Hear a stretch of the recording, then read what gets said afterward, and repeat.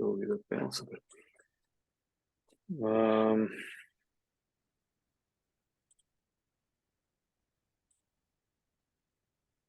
Да, тука резултатите, добар ден, не кажав, ајде. Пред да почне да се снима се поздравив. Резултатите од тестирање ги имате на овој линк кој што е некаде вставен по Facebook. Ако ви треба, можете да ги пролистате постоите, ако ви треба ќе го пратам повторно. Тука, значи, кој како ми праќа информација, ги откуперавте сите информации кои што положил, кој како ќе ги помине нормите, се ги ставам дека имаат право да полагаат теоретски испит, така да водете се евиденција, се ближи периодот каде што веќе нема да може да се трансформираат моторичките способности, затоа што треба период да се направи еден згиб, тој што не може ни ту еден, ќе му треба минимум 2, 3, 4 недели. Тој што може 5, а не може 10, ќе му треба исто може би толков период. И ако почнете да вежбате на 15 мај или после скарите на 1 и 2 мај тамо кој видео избори имаме на 8. После избори тие што ќе слават, ќе треба да се олабават уште една недела дена и после тоа дојде 20 мај. 20 мај до испит, испитот ќе видиме јуни некаде, зависи од испитна сесија. Нема да имате период, па ќе видите професори, ја мислам дека ми се добри испружени лактите во згибови, па ја ќе кажам не се, ама видите прилично се испружени, не се, и така ќе се допишуваме една недела дена и на крај нема да имат право колегите или колечките да полагаат испит. Значи, тие што слушаат или што ќе го гледаат предавањево, да имаат во предвид дека со време се решаваат работите. Треба да има одржливост, не ад хок, не се менува со апче. Магично апче за брзина и за и за сите способности не постои, но тоа ќе зборуваме во брзина, баш ќе зборувам за магично апче. Океј. Уште еднаш да прашам нешто, да немате некој коментар, прашање. И јас имам едно прашање, професор, ама да го ставиме на крај на предавањето, ако може, поврзано е со претходните предавања. Ајде, окей. Добра, зборуваме за координација. Координација, кој од вас доаѓаше на настава, на практична настава?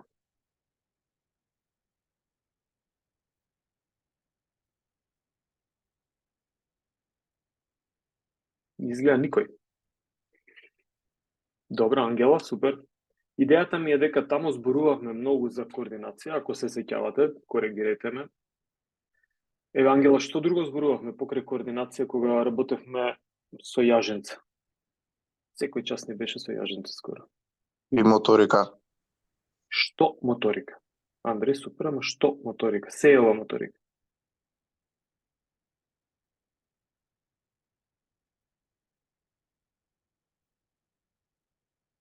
Ајде, Андреј, дај да издефинираме. Што сакаш да кажеш? Затоа што и на испит исто во ќе се соочиш. Па може би ќе помогнеме на колегите. Сега не е испит. Се правиме муабет, кафе. Што спаѓа под тебе моторика? Што е тоа моторика? Брзина на движење на јажето. Не. Моторика е кога зборуваме за моторика, затоа што словна моторика се однесува на моториката на човекот, значи движењата на човек. Мотор е нешто што се движи, статор е нешто што стои. Значи нешто што е статично и нешто што е ротор движечко. Значи моторот е оставен добро од статор и од ротор, али како и да е, се однесува на нешто што не асоцира на движење. И са покрај, окей, Андреј, супер, мислам, не сваѓа дека сечам нешто контра, него ме испровоцира затоа што, мислам, ме испровоцира за муабет затоа што на испит се случува исто, што подобруваме моторика. И сега тука мене не ми е јасно што е. Под моторика може да бидат моторички способности, може да бидат моторички навики, значи да учиме нови движења. Така да тоа генерално некако се спаѓа под моторика. Моторика е да кренам кеси со намирници од пазар. Значи, ја треба да употребам моја моторика, ама сега тука треба да знам како да ги кренам и да имам сила да ги кренам. Или па со се кесите од пазар да издржам, да се вратам назад до дома. Тоа е издржливост. Повели теа. Па, според мене, конкретно за координација, е, например, колку правилно изведувања на таа вежба ќе имаме за одредено време. Пример, колку правилни изведуваност на серии за одредено време. Правилно движење, држање на телото, работење со раци и со нозе. Ова сам дефинираме моторика или дефинираме Не, за координација? координација. Окей. Да, добро, се сложувам. Координација, да. Ќе видиме и понатаму, ама супер, тоа е една од, така може да се објасни. Прагматично или апликативно преку примери ги држиме нозете, правилни, колкав број, колкав број е врзано со нешто друго. Например, дали можам постојано да ги вртам рацете или само еднаш, два пати можам да направам крупчиња со рацете. Ама ова што го кажа, како беше Ангел, беше претходниот колега, се надоврзав јас на што работевме по антропомоторика часовите за координација, дали ви текнува. Значи, покрај тоа што работевме координација, што друго работевме со кога користевме јаженце? Што пробувавме да формираме?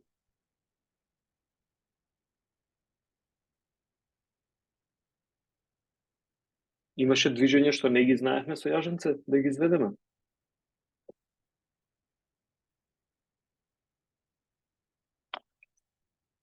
Дечки.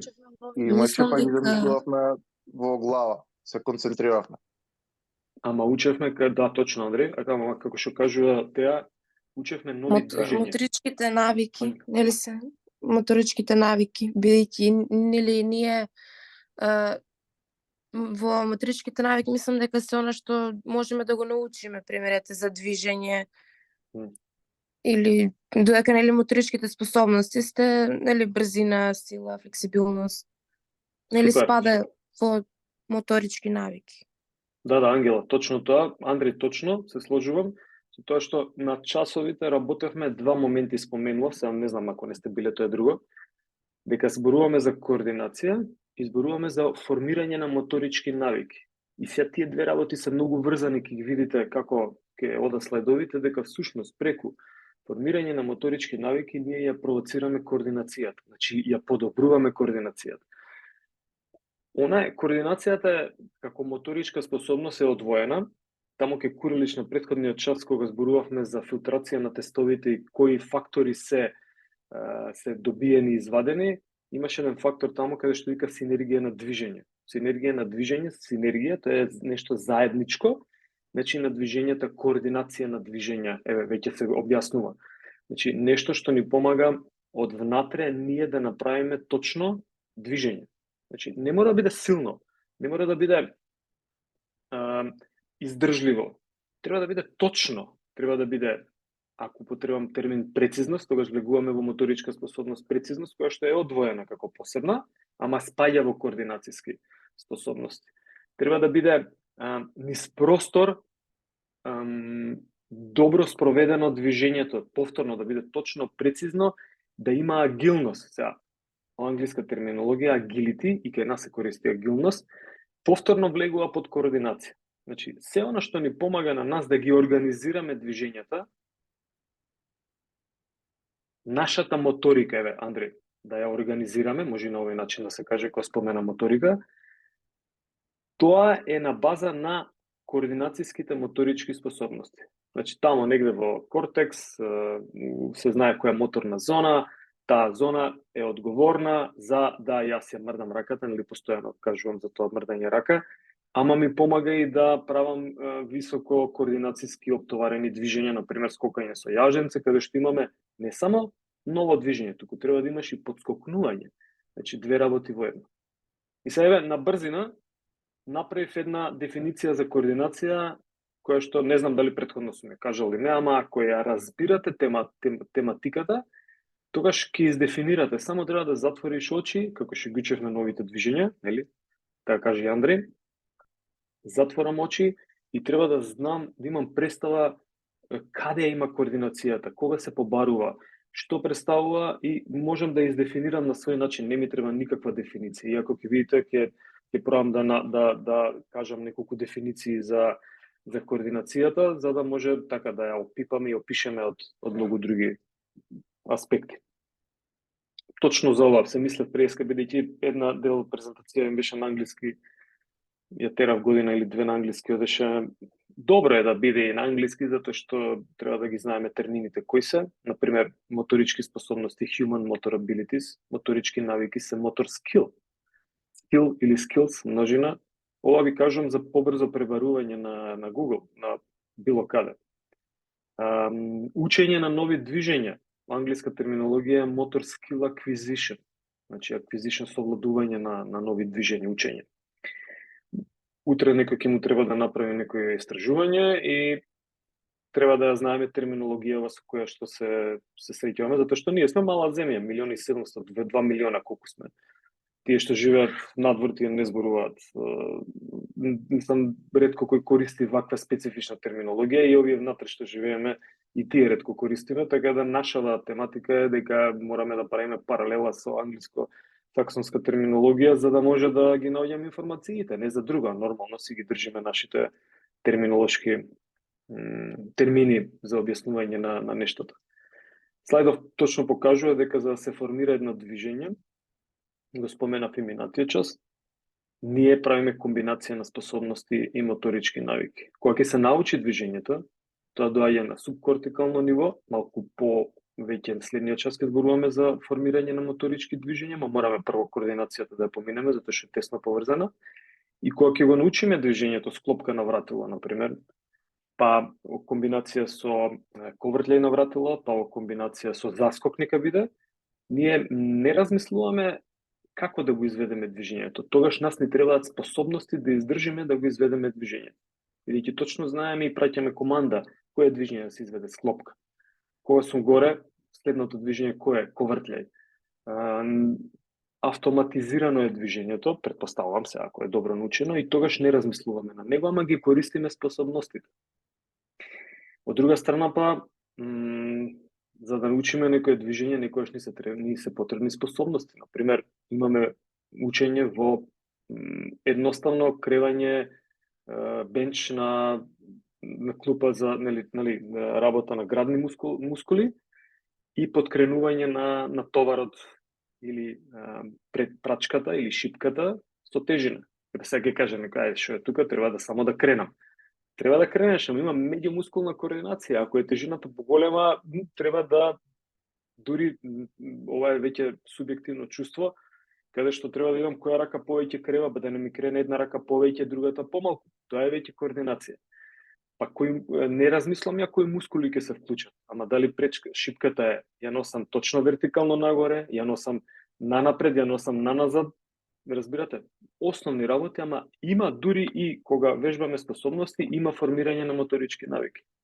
Он е функционалниот тренинг што го покажав минатиот пат за сила, кога беше предавањето, тој трансформира моторички способности, ама и дозволува да научиш нови движења.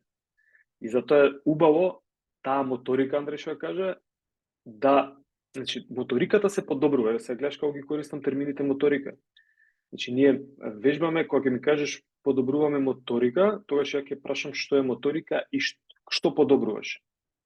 И можеш одма да биде фрајер и да ми кажеш, да, подобрувам моторички способности, подобрувам моторички навики. Веќе ми е јасно дека ги владеете не заради мене, дека ги владеете работите, туку заради вас, затоа што видим дека треба во функција да ги ставите. Инаку на памет, нели, ќе заврши тоа подперница, на памет само, научено. Така да, кога се организираат движењата, овие две работи се за нас не се интересни, моторички способности, моторички навики. Са кај е централниот нервен систем во моторичките навики. Значи, без него не може ништо, не е споменат, ама без него не може ништо. Не може да се формира ниедно движење. Целата идеја за движењето доаѓа преку процесорот или преку моторичкиот, во кортексот моторички дел, всушност преку централниот нервен систем. Целата идеја за движењето доаѓа од тоа. Ако пробаме, оваа слика ја знаете, не бадијала ја ставам, затоа што подсетува на она што ни треба, вака ќе тргнам, што е тоа латентен и манифестен простор, го издефиниравме на претходното предавање. Кога зборувам претходно предавање, за тие што се нови тука или што ќе слушаат, тогаш на плейлистата на YouTube само вратете се едно предавање поназад и ќе видите. Ево, ова беше во управување во систематизација на движењата и манифестен и латентен простор. Тоа беше последното предавање. Па зборувавме за манифестен и латентен простор и што ние гледаме, нели? Намерно, ќе кажем уште еднаш, намерно ќе ги повторувам овие работи затоа што се битни, треба да се врежат. Треба да ни станат моторичка навика овие работи. Автоматизирана. Каде се групираат кои способности, каде се групираат координацијскиве способности, приметувате координација со агилност, со рамнотежа, баланс, со прецизност. А на еднава страна, на другава страна се овие сила, силина, издржливост. Тука е негде флексибилност, може би, не знам, ја ставаат кај координацијски, ама не е таа, мислам, чисто мускулна. И брзина некако е одвоена посебна. Нели? Што е манифестен и латентен простор? Не објаснувам повеќе. Латентен ги дефинираме, латентните моторички способности, у манифестен гледаме, проценуваме, мериме брзина, тежина, срцева фреквенција мериме, ама не може да измериме сила, не може да измериме издржливост. VO2 мериме горе, ама VO2 е корелација со издржливост. Не може да, он е приближно проценет, мерка која што приближно проценува колку имаме издржливост. Значи, не кажува точно издржливоста дека е 1 метар или дека силата е точно 10 килограми. Не, ние правиме сила, ама ја манифестираме во облик на 10 килограми.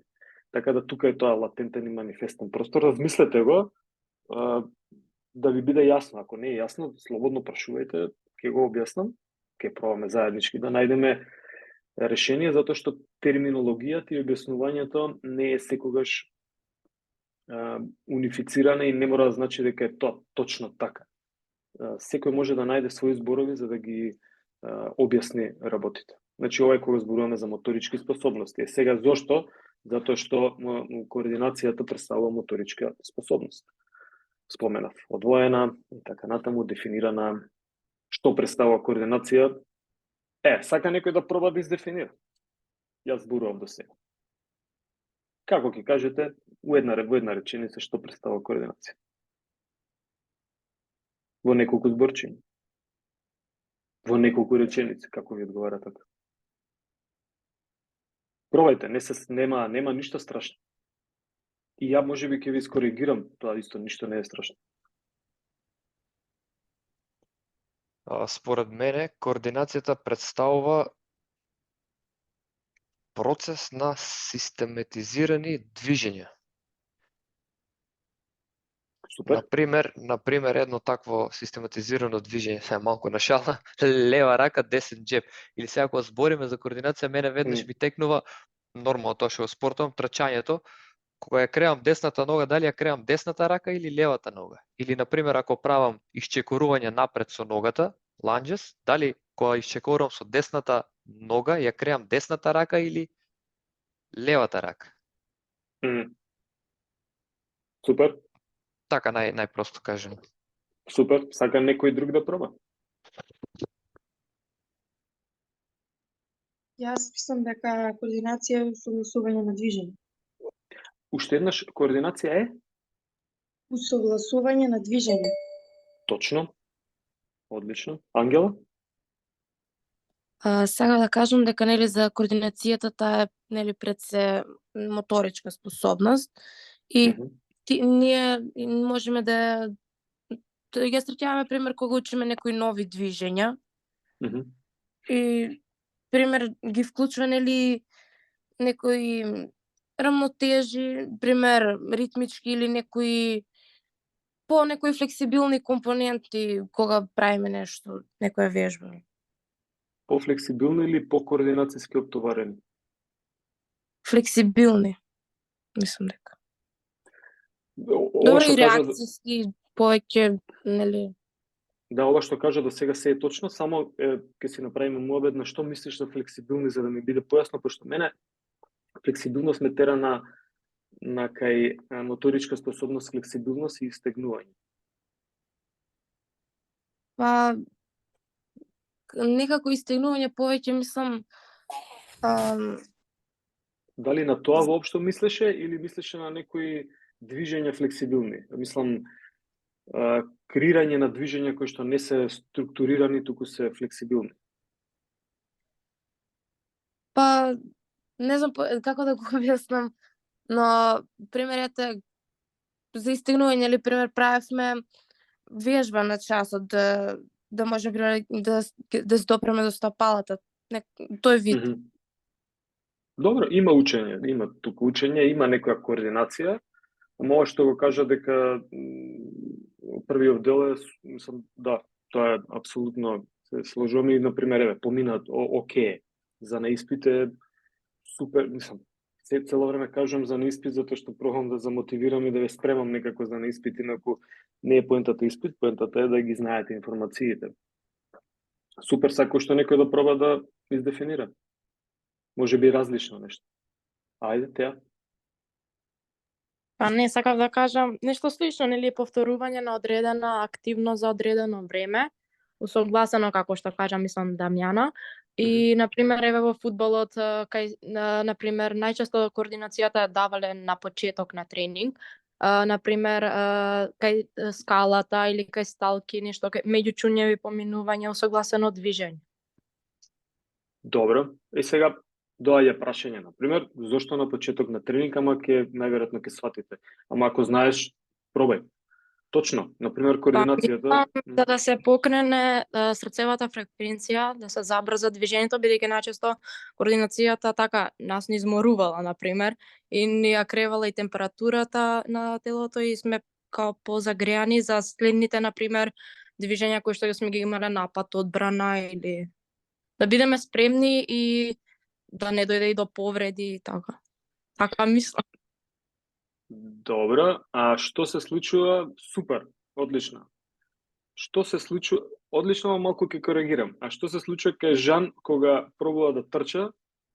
Он не прави вежби за скала, за агилност, а повторно срцевата фреквенција ја покренува. Па, со оглед на тоа што сега јас дека трчам, преминав на атлетика, а 10 години играв фудбал, да. Па ние на почеток, например, правиме, еве, денес имав интервален тренинг, мислам, нешто на темпо на следната трка, и фактички правиме, например, загревање лесно, истрчаваме, например, 3 до 4 километри, подоцна правиме образувања, например, 100 метри на темпото на песот што треба да одиме, и така и после дрилс. Добро, тоа е веќе тренинг еден, сега ни го објасни за друга моторичка способност. Ама ова што го кажа за координацијата на почеток, сакав, зошто ја прашав, затоа што, например, вежбите за координација што повеќе заморуваат телото, телото го заморуваат секако, ама дали екстра напор се вклучува кај централниот нервен систем? Во однос на размислување. Точно. Затоа и се даваат на почеток. Затоа што човекот е свеж. Брзина, вежбите за брзина исто треба на почеток на тренинг да се дават, ама ќе доеме или одвоен тренинг, ќе доеме за брзина. Значи, координацијските вежби може многу брзо да го заморат човекот. Исто како математика да седнете да решавате, вие всушност пробувате да решавате сега со координацијата да решавате моторички задачи. И затоа те прашав, например, зошто мислиш дека е на почеток? Не е за да ја подкрене срцевата фреквенција. Срцева фреквенција ќе се крене, еве, и сама гледаш со атлетика, не мора да правиш оптоварени координацијски движења. Да, точно. Туку се задава за да на свежо го фатиме централниот нервен систем и тогаш да го испровоцираме до максимум колку што може. Значи, пример со математика, кога ни се спие навечер, не може да ја решаваме. Ама наутро кога сум свеж, ќе се разбудам 1-2 минути загревање, ќе направам и после тоа можам да направам, да работам задачи математика, затоа што централниот нервен систем е исчистен од преку оние сите фази од спиење што ги споменавме на едно од предавањава и е спремен за да може да даде максимум. Но во методика ќе видите дека може координацијата се провоцира и на замор. Но тоа се веќе екстра ако е птен, нели треба да сакаме ке гимнастика или во некои моменти каде што треба да испровоцираме внимание во телото, па тогаш може и при замор да пробаме кај некој ќе функционира или не. Значи нас со координацијата, всушност ако бевте на час ќе ве потсетам, кога доаѓа ново движење да го учите или не мора на час, значи ново движење, дали имате време да зборувате? Немате. Дали дали ви смета некој друг, најверојатно може ќе ви смета ако ви зборува. Дали имате 100% внимание кон движењето? Да, имам. Тоа се се однесува на тоа дека централниот нервен систем е ставен 100% или како каже Анди Берн 105% у функција. Значи, ставен е екстремно многу, апсолутно максимално, кој термин да го искористам, максимално е ставен во функција за да ја реши задачата. Значи, тогаш централниот нервен систем пробува да искоординира прво внатре во него и да прати точни импулси кон мускулите кои што треба да се организира, да се синхронизира, тоа е синергистичка акција на мускулите и да можеме да го направиме точното движење. Значи, уште една дефиниција за координација, точно ова се што кажавте се однесува на координација. Супер. Сака некој да додаде нешто? Ќе ги замотивираме Петар и кој беше Стефан, мислам. Тука не е Стефан, не Стефан, го изгубивме. Го подзагубивме. Нешто да не прашаат, да ни кажат на предавањево. Ова се термини кои што сепак ги оставив на англиски, кои што не асоцираат на координација. Може би ги имам негде дадено, ама они се за овој слайд е за ова предавање. Значи, ајде од овде ќе тргнеме. Реакција на сигнали. Да, треба да го примам сигналот, да го isprocesирам и да се фрлам, ако сум голман, и да се фрлам на таа страна или да направам движење за да одбранам некоја топка, нели? Временска и просторна ориентација, ќе видите тестови или вежби, паркур. Значи, апсолутно треба да ги скоординирам мускулите контракции, не само да бидат силни и далеку да скокне, нели експлозивни во паркур. Паркур, знаете, оние низ град, како да ја дефинирам дисциплинава. Значи,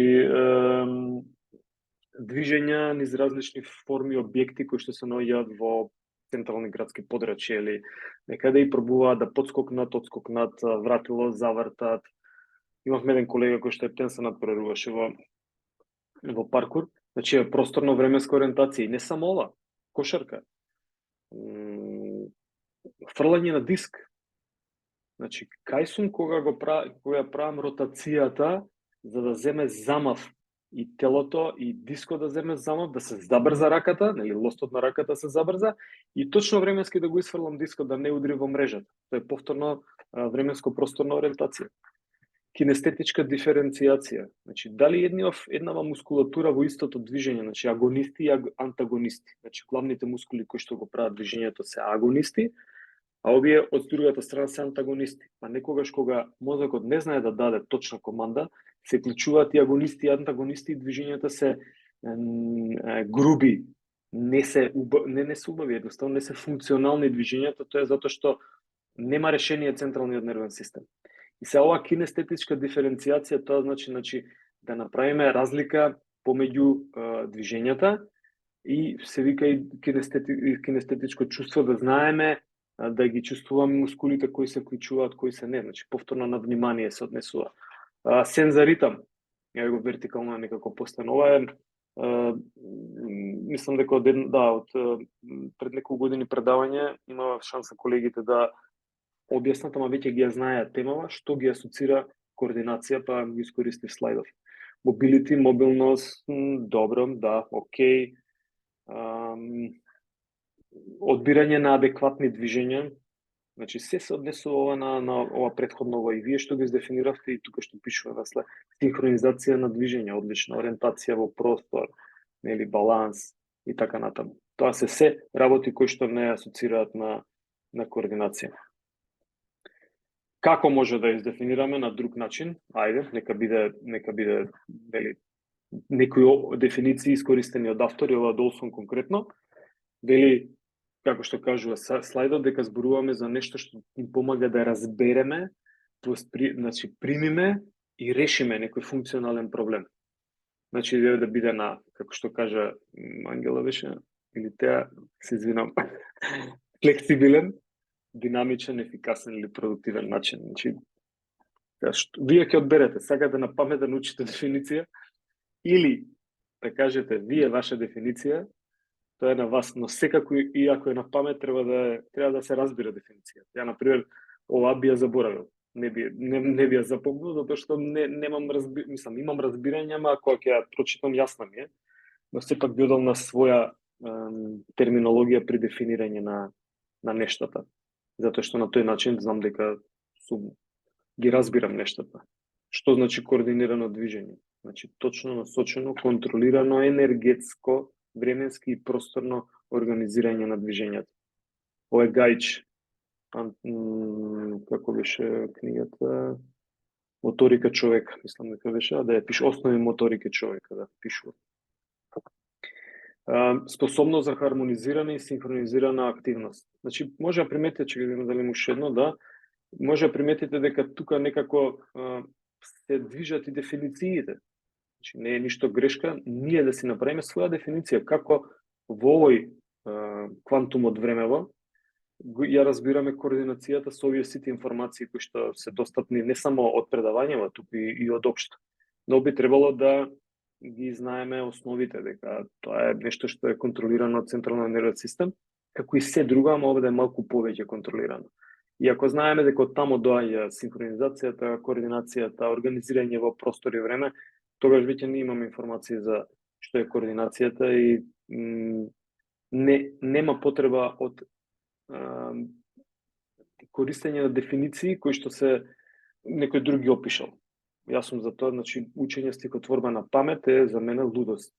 Не една од поголемите грешки во нашиот образовен систем беше што учевме стихотворби на памет. Тој што има афинитет нека ги учи. Јас никогаш не би терал некога, особено дечиња, да учат нешто на памет, затоа што тоа е нема креативност во тоа никаква. Ти можеш да ја објасниш, да ја знаеш, да ја прочиташ, ама тоа не се мои зборови за стихотворбата, химна, ајде учиш заради нешто, ама други работи на памет не се учат, особено не дефиниции. Нема потреба од тоа.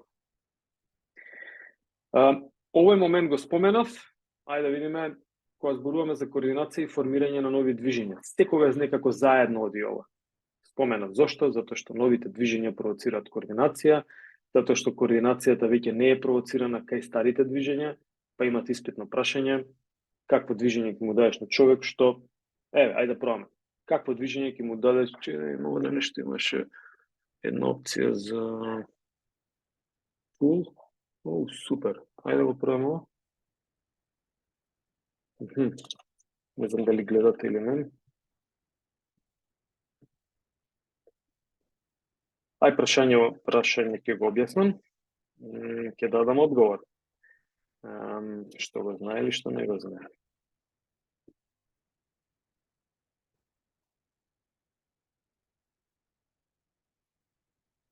Супер.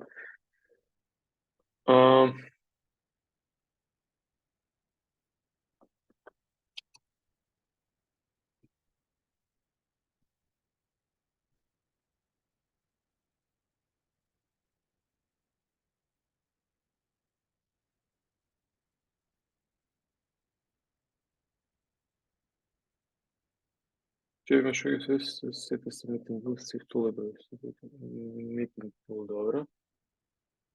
Супер. Дали ви искочи некој квиз или пул? Што, професоре? Ништо не излегува? А се гледа ова што го на екранов пул квизи, се гледаат или не? Нема ништо, само стрелката ја гледаме, бел простор. Чекај. Сега. Ај сега? Сега да. Супер. Мислам дека треба да имате опција да одговорите. Какво движење ќе дадете за да проверите координација? Сум промашал малку во спелинга. Движење што го знае или движење што не го знае?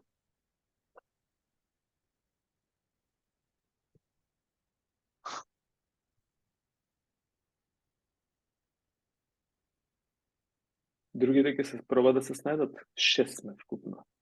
Јас немам право да одговорам. Какво движење ќе дадете? Пробајте, кажете нешто. Ќе исполемизираме зошто што не го знае. Зошто што го знае? Видиш, еден одговор е движење што го знае.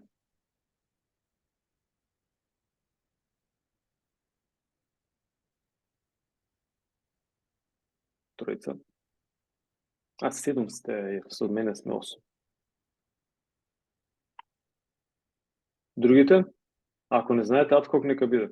Што најмногу ви асоцира? Што Кој одговор најповеќе мислите дека е точен? 4. Ајде уште 4.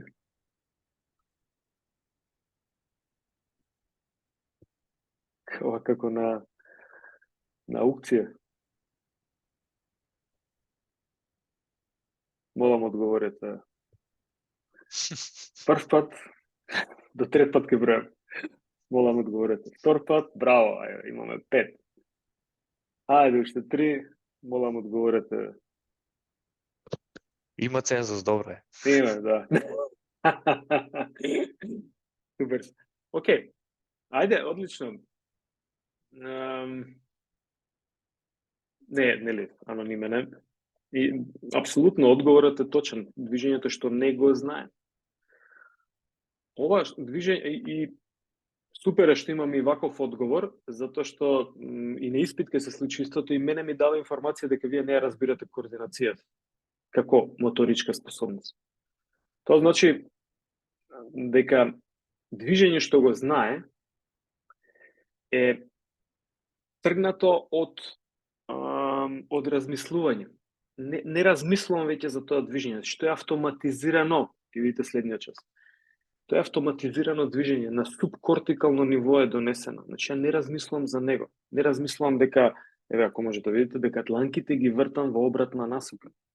Не размислувам, јас размислувам за координацијата и велам дека Берштайн е еден германец, русин, кој што многу допринел во skill acquisition, значи зборувам за тема, не размислувам за движењата, можете да вратите назад да видите дека всушност движењата се такви правилни какви што сакам, едната рака оди во едната насока, другата во другата. Ако тој што не го знае движењето, ако проба ова да го направи, нели, нема да може да зборува. Зошто? Затоа што му треба комплетна координација, концентрација, централниот нервен систем да биде на максимум, за да може да се искоординираат движењата. И сега јас за да проверам на некоја координација, двајца имаме. Да проверам кој има подобра координација како моторичка способност. Тоа би значило дека ако им дадам ново движење, дека едниот или едната ќе го совлада подобро и побрзо движењето од другиот, ако имаат различна координацијска способност. И сега ако им дадам движење што го знаат на двајцата, не можам тука ништо посебно да проценам. Ама ако им дадам движење што не го знаат, тогаш апсолутно можам да проценам дека ако има разлика меѓу нив, дека побрзо го совладува движењето. Поспоро, ова друго детенце поспоро го совладува. Значи, што е проблемот? Нели, можеби не е фокусирано и така натаму. Ќе дам уште едно движење, Или ќе го гледам тренингот, еве, фудбал нека биде кошарка. Ќе видите кои дечиња како се движат. Веднаш се приметува кој има подобра координација од оние што немаат подобра координација. Тоа е исто еден субјективен тест кој што може да се искористи. Што значи, точниот одговор треба да е давам движење што не го знае. Само на тој начин можам да проценам дали има координација, какви се координацијските способности. Па, професоре, значи он, например, ги има координацијските способности за тоа движење или ги нема. Например, ако на фудбалер му дадете некој координацијски тест за некој движење, он ќе ги направи. Меѓутоа, ако на кошаркар му ги дадете истите движења, он нема да ги направи. Тоа не значи дека ги нема координациите? Дека ја нема координацијата како моторичка способност, така? Он ја има, ама ја нема за тие движења, бидејќи секое движење посебно, нели, посебна лекција, посебно движење, така го учиме. Точно. Ја така го сваќам. Секое движење е научено движење, не ново движење. Види, да, точно е ова што го кажуваш, ама затоа на кошаркарот ќе му дадеш, за да му процениш на цела екипа кошаркари, за да процениш каква мали кошаркарчиња, дали има добра координација, ќе им дадам елементи од фудбал. И ќе видам како ќе се снајдат во нова ситуација. Затоа што само новата ситуација провоцира координација. Старата ситуација не провоцира координација. Океј ова? Па мислам дека да. Не, слободно кажуј. Супер. Не, размислам. На некој начин сакате да кажете дека он ги користи своите координацијски способности од една вежба за да совлада друга вежба. тоа ќе го кажам во иднина, да, овде во оваа ситуација можда и не, затоа што он му даваш ново движење да направи. Он е кошаркарот, прави движење од фудбал. Но, сега идам на второ, што посочуваш, обогатување на фондот на движење. Ја подобрува координацијата. Поголем фонд на движење, очекувано е дека следното ново движење побрзо ќе се совлада. Добро, тоа го разбирам. Така? Океј. Да, Значи сега две теми фативме. За мене барем неповрзани беа. Едната кажуваш што со кошаркариве или фудбалериве, кои што фудбалериве си ги знаат движењата, и ако им даеме фудбалски елементи, они ќе си ги знаат. Значи нема да им испровоцираш координација. Меси не му треба координација. Он ја има, он го научил движењата. Он ги има тие фудбал специфик елементи кои што, ете, тој трча 6-7 километра, ништо посебно не истрчува. Ама знае како да се постави, намести, за да може да биде ефикасен. Значи, он ја има координацијската способност во себе, за разлика од друга позиција играч. Одбрана има други координацијски способности кои што со тек на време ги стекна. И сега сакаме да направиме разлика помеѓу Меси и кој е тамо одбрана некој, ајде, како и да е. Што ќе им дадеме? Фудбал, нивни специфични дрилс? Не, ќе им дадеме од кошарка, ќе им дадам јаженце. Чекај бе да видам ти како стои со јаженцето. И јаве овој чекај малце, овој поспоро оди. И сега очекувано е дека, пошто Меси го знаеме, нели, како игра напред и што прави, дека неговите координацијски способности се одлични. И очекувано е дека ќе биде подобар од другиот, не знам, од јас на стоперска позиција. Затоа што он го обогатил фондот. Он секој меч, секој тренинг го дообогатува фондот. Ја не работам.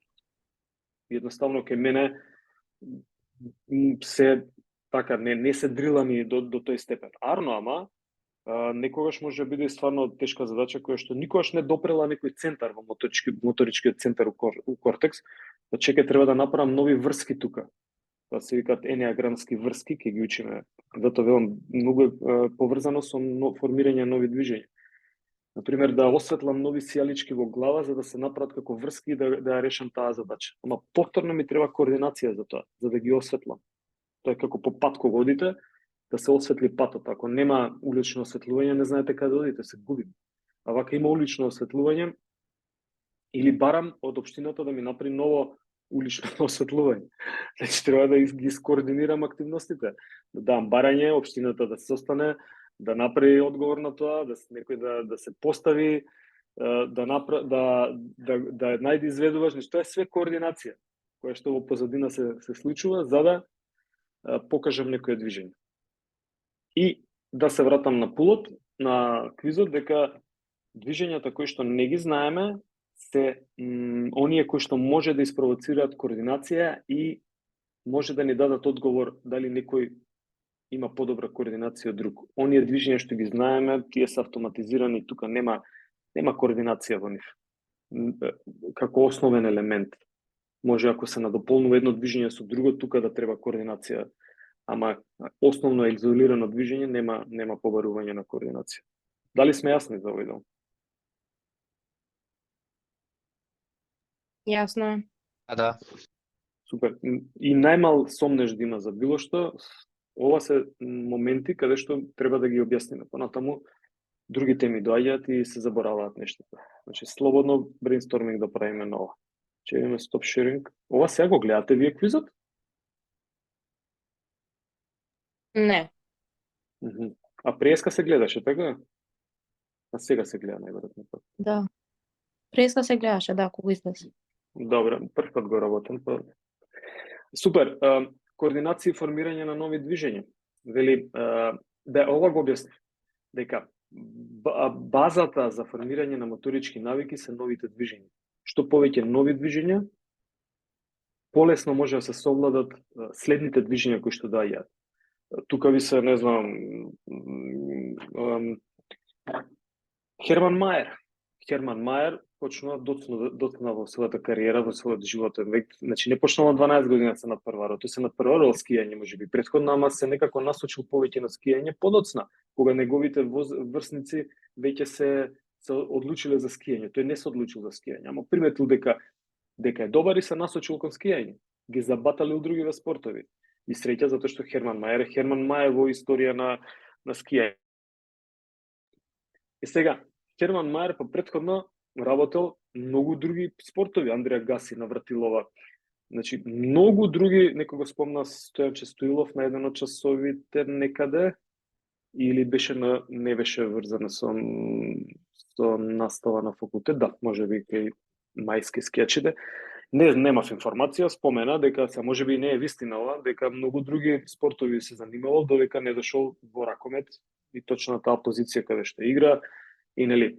Но поентата е дека претходно најверојатно, не мора биде конкретно за име некој, дали е Стојанче, дали е Херман Мајер, туку човечкава, или во машки род се кажува човек, ги обогатил своите движења преку формирање на многу нови движења. И на тој начин ја провоцирал координацијата постојано. Или ја провоцирала координацијата постојано. И што е битно сега? Битно е кај дечињата да се дава да учат нови движења. Не комплицирани, ама да учат нови движења. Зошто? Затоа што на тој начин ја обогатуваме моториката, ми Андреј. На тој начин се обогатува координацијата, а координацијата ни овозможува да, кога ќе научиме веќе нови движења, да имаме голем фонд на моторички движења, па еве може да кажеме дека се обогатува моториката, некако издефинира. Кога се појавува координација? Кога има креативно време. Ова е супер дефиниција. Зошто? Затоа што од професорот Јове. Зошто? Затоа што тие што беа на часовите, пробувавме да ги усвојуваме движењата со некоја брзина со која што вие ги учевте вртењата на женцата. И доаѓавме до проблем ако некој не може да го свати и пробува многу брзо да го изведе движењето. Кога се учи движење е контрадикторно забрзување. Значи, брзината е контрадикторна. Не може да учите движење ако имате брзо движење кога изведувате. Координацијата е секогаш некако линеарна, зависна од времето. Нас ни треба време. Топчињата за жонглирање, ако се тешки топчиња, кои жонглирам со 3 топчиња или со 2, сеедно, тие брзо паѓаат надолу, нели? Ама со балоните кога пробавме да жонглираме, балонот споро паѓа надолу. Ја имам време да ја наместам раката, имам време да го видам балонот, да направам реакција, да направам план во глава, нели тоа латентно што се случува, и да го решам моторичкиот проблем. Значи, кога решавам координација, на нас сите ни треба време. И сега тоа време е всушност креативното време, кое што нас ни е потребно за да го решиме проблемот. И затоа се нарекува, велам, супер издефинирано, креативно време. Затоа што ние сме тогаш креатори, иако можеби не сме свесни, ама бараме решенија. Кога бараш решенија да решиш некој Python код, да решиш некоја математичка задача, ти ги користиш сите механизми од внатре за да може да се најде тоа решение. Значи, тога сум креативен или креативна, нели? И затоа велам дефиниција уште еднаш дека е супер, затоа што имајте го многу битен момент, методски. Ако не му оди движењето на човекот да го научи, што прво проверувам, дали го изведува брзо или споро? Ако го изведува брзо, најверојатно тоа е проблемот. Заспори го. Ама повторно не може. Ќе дојде полека, споро. Добро, не може да го направи, што да направам сега? Одлично, подели ги движењата. Направи предвежби за одреден дел од движењето. Значи, на тој начин се заспорува процесот на учење. Инако, ако скијање, оваа година не бевте на скијање, најверојатно мислам дека вие ќе одите прва година следна година, по нова акредитација, кога што разбрав. Тие што не знаат да скијат, нема логика одеднаш на многу блага падина да им кажеме ај скијај. Не, прво чекај да ги навикнеме скиите, дека сега не е чевлата 40 см или 38 или 44 запирка 2/3 тамо запирка моја димензија е таа, туку е 1,80 м. Значи тоа се нови движења координацијски кои што треба да ги совладам за да можам да направам едно побутнување со стапчињата па да се помрднам 1 или 2 метри нанапред или наназад. Па тек после да дојде да го разложам движењето во плук позиција за кочење, па тек после да дојде вртењето, една страна, друга страна, значи каде се пренесува тежината, па понатамо да усовршувам, да ги спојам скиите. А замислете на почеток да ви кажам, пушти се со паралелни скии надолу. Поима немаш, нема, ќе се истепаш. И сега ние што правиме? Го заспоруваме времето, ги анализираме движењата, ги расцепуваме движењата и даваме простор временски да ги усвоиме движењата. Ако се усвојуваат движењата, тогаш го користиме ова креативно време. Гледате колку време посветив, супер е дефиницијата, затоа што нас не треба време. И секогаш со времето си играме кога правиме некоја координативска задача, кога решаваме. Не мора да го објаснувам ова. Е издефинирана на некој начин. Нас цитат сум ставил со професорката Ленче, професорот Јовановски, мои сме работеле, да, корелација, работевме на координацијски тестови кај дечиња. Икеј Кейн, да, се извинувам, Икеј Кейн е издефинирана како моторичка интелигенција. Значи, на некој начин координацијата се дефинира и како моторичка интелигенција. Значи, тој што може побрзо да ги реши задачите, да кажеме, моторичките задачи, на некој начин моторички поинтелигентен или интелигентна од другите. Тоа е деликатна тема и, например, тестови за интелигенција само психолог смее да ги дава, така да не навлегува многу во ова, но е дефинирана како тој што има подобра координација, дека е можеби моторички поинтелигентен. Не можеби, туку е моторички поинтелигентен. Супер, кога ни треба координација? Ајде да прашам, само прашање да имате.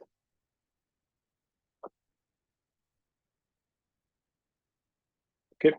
Кога ни треба? При решавање на моторни задачи за прв пат. Ево тоа. Ова го објаснам. При реорганизација на веќе усвоени моторички навики.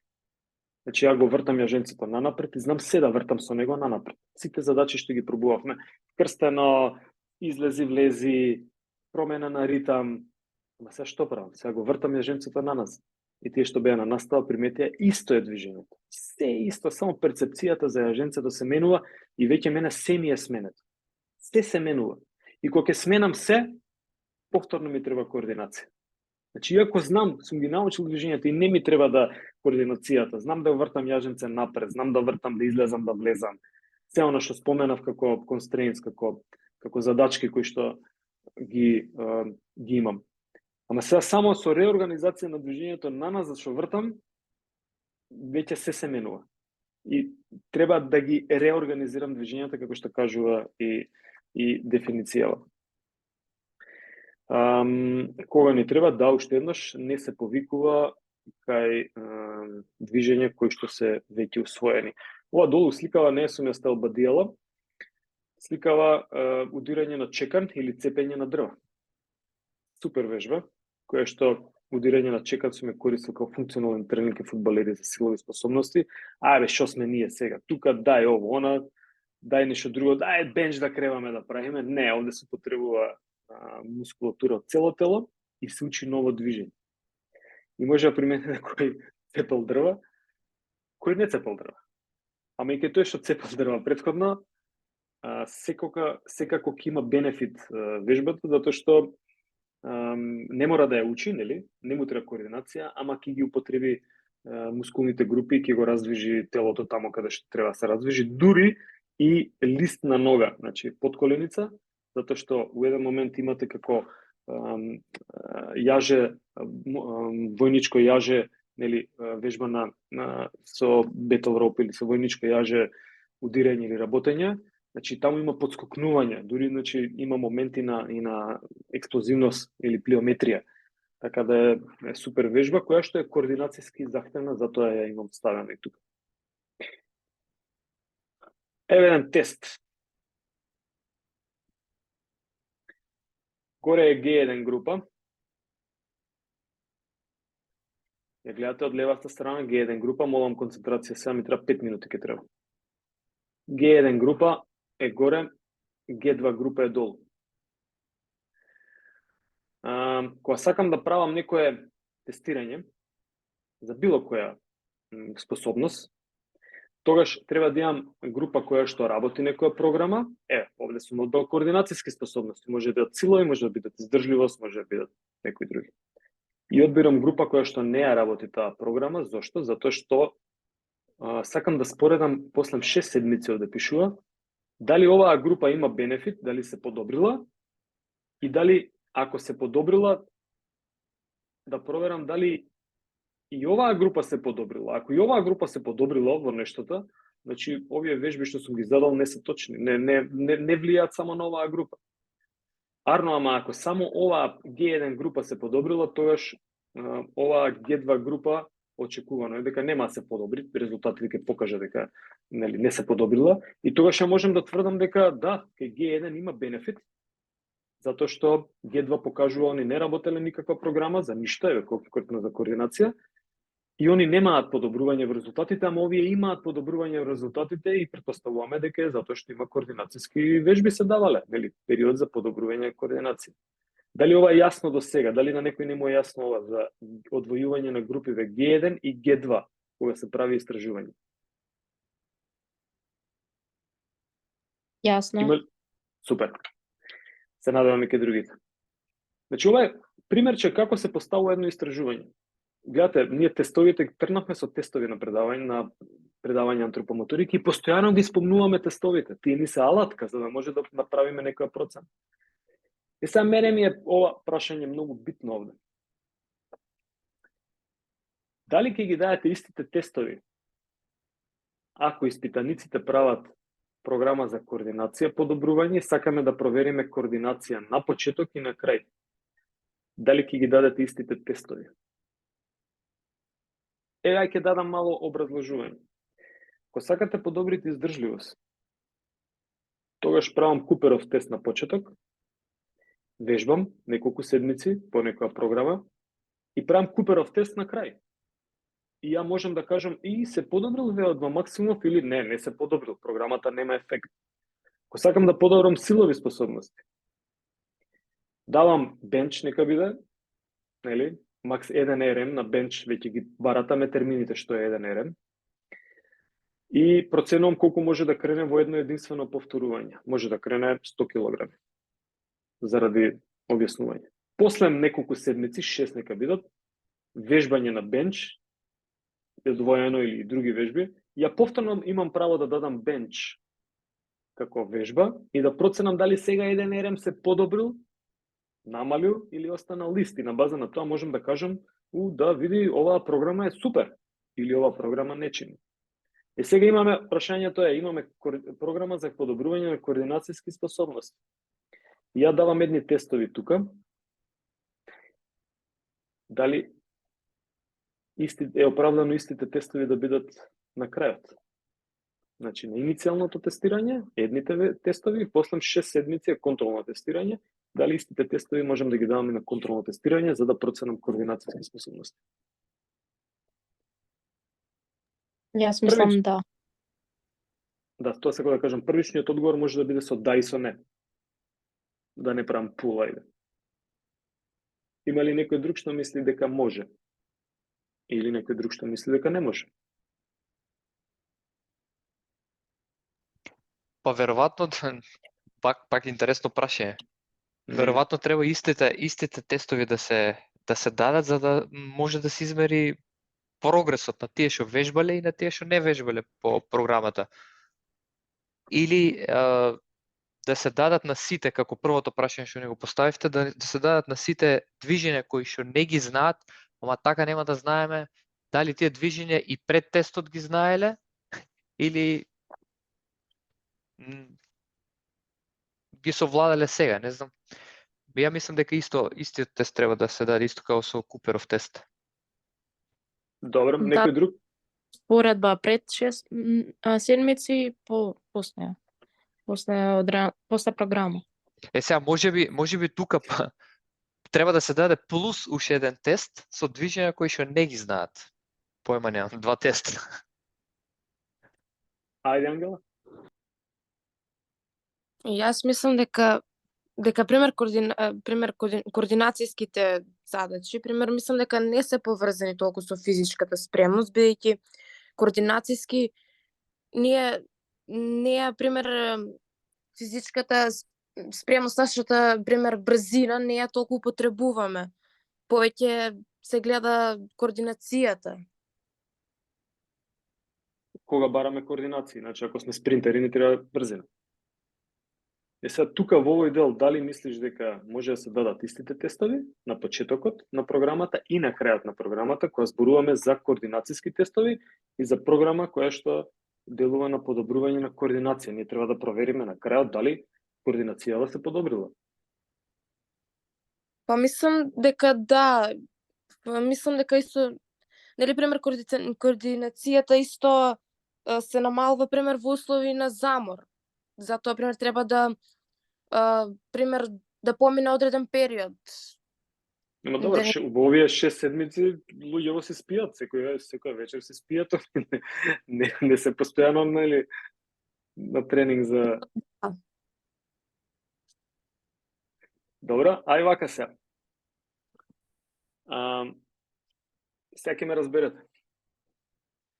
Дали овде кога ќе ги пробаат тестовите на почетокот, веќе ќе ги научат?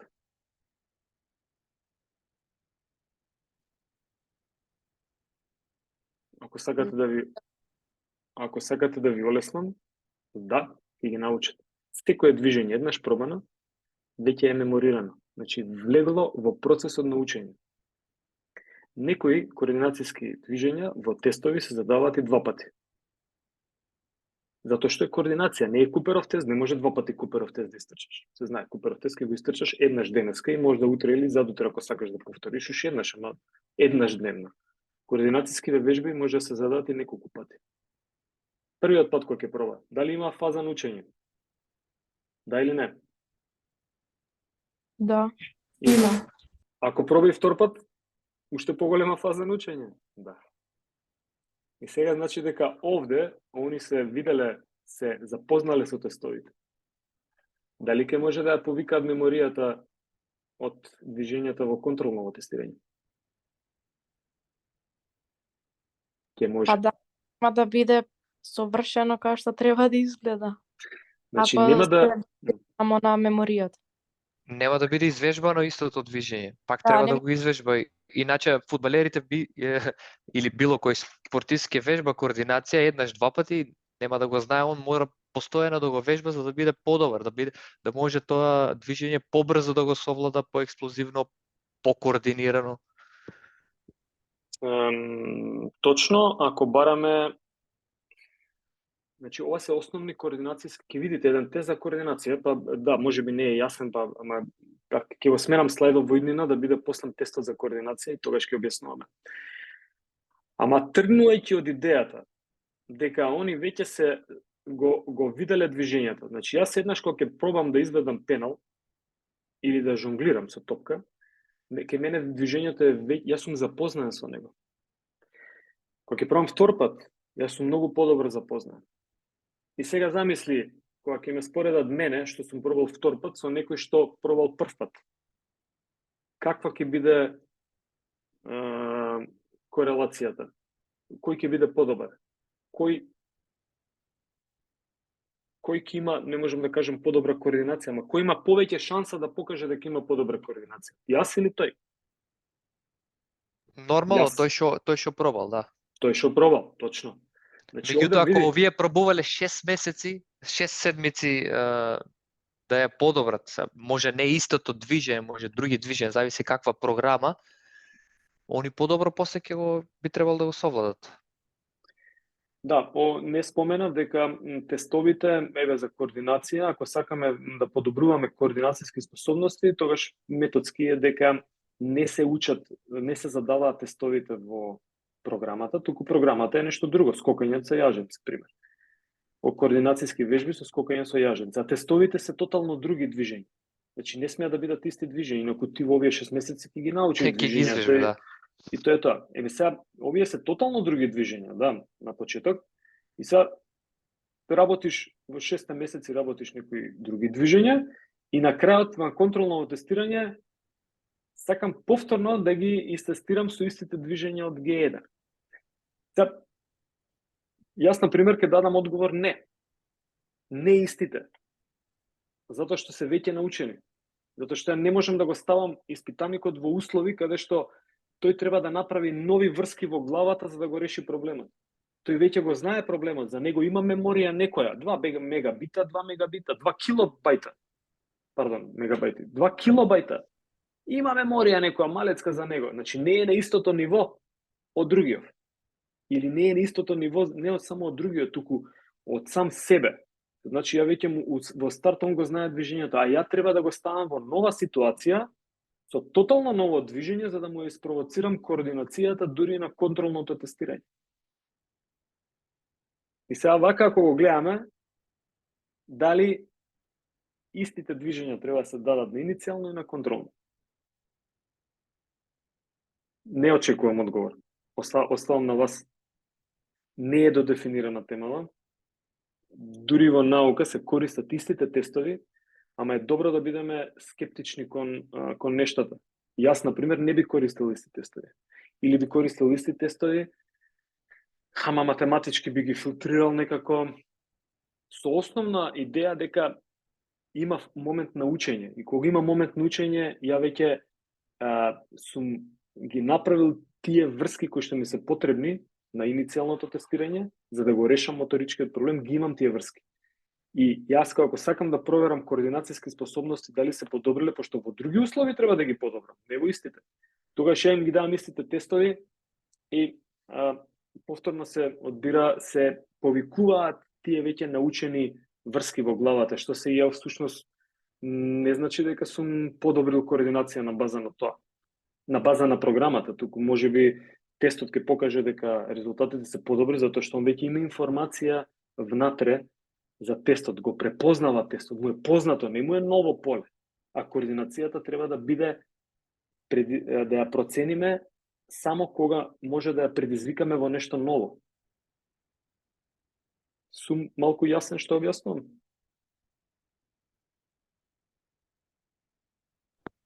Да, појасно е, ама дефинитивно прво треба да видиме некои тестови, пошто сега Да. малце не ни беше јасно и мислам дека уште не е до крај јасно. Баш треба да видиме некои тестови за координација како изгледа тоа. Јас стварно не знам на што се мисли. Да.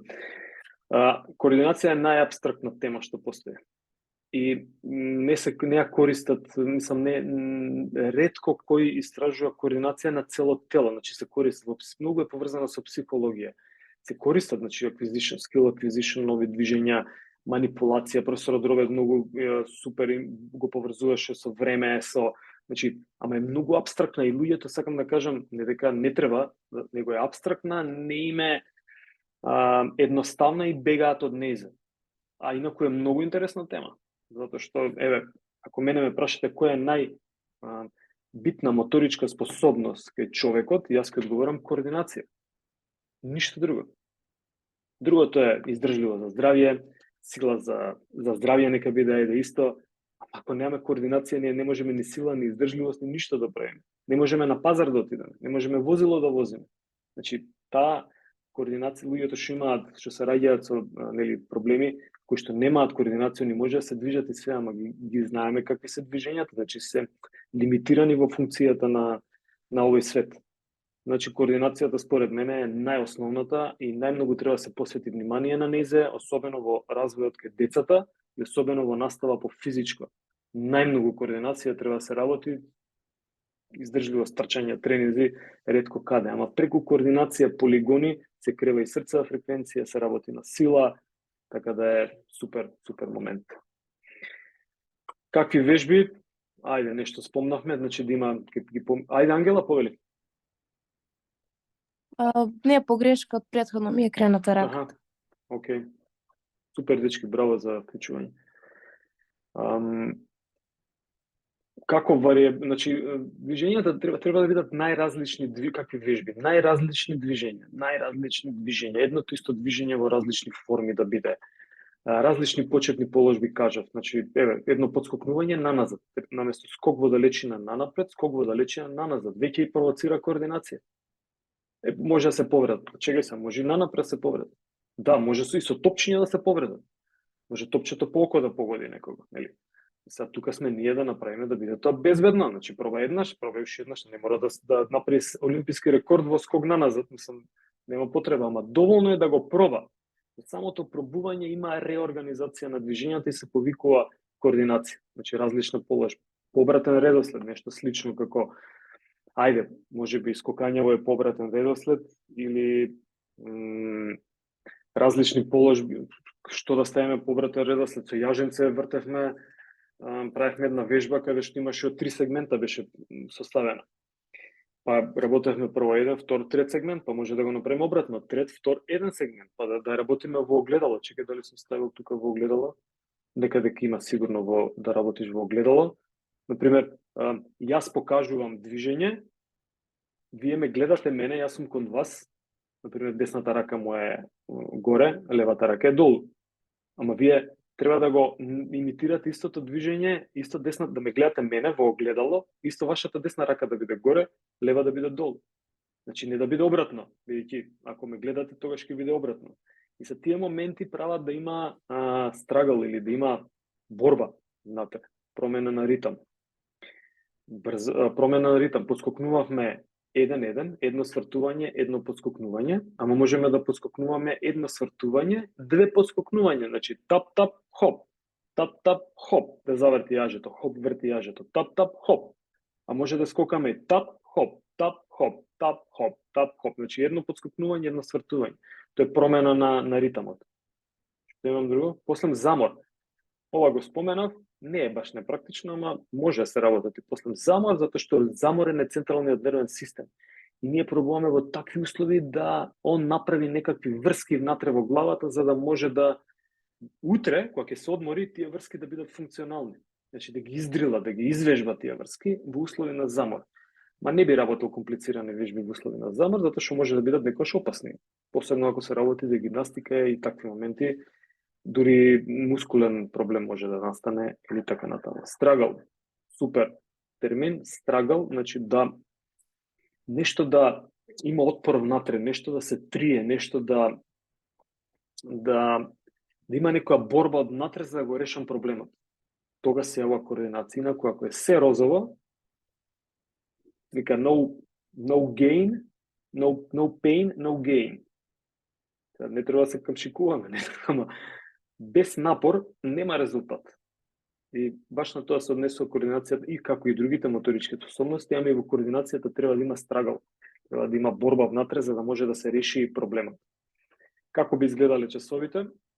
Мислам, што може да во сала наједноставно е невообичаени почетни положби.